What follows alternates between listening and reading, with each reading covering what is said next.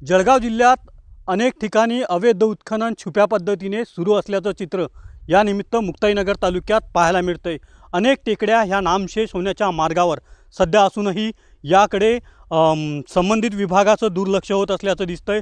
तर एकंदरीत या अवैध उत्खननाला सुरू असलेल्या छुप्या पद्धतीच्या उत्खननाला कोणाचा आशीर्वाद असेल हे देखील पाहणं महत्त्वाचं असणार आहे। आपण पाहू शकता कशा प्रकारे जळगाव जिल्ह्यातील अत्यंत महत्त्वाच्या मानल्या जाणाऱ्या टेकड्या असोत किंवा तलाव असो, हे तलाव खोदण्याचं काम छुप्या पद्धतीने सुरू आहे।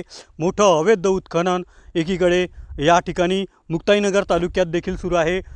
कशा प्रकारे या ठिकाणी हा तलाव खणलेला आहे। ह्या तलावातून हजारो ब्रास उत्खनन या ठिकाणी झालेलं आहे। रवी गोरे, TV9 मराठी, मुक्ताईनगर, जळगाव।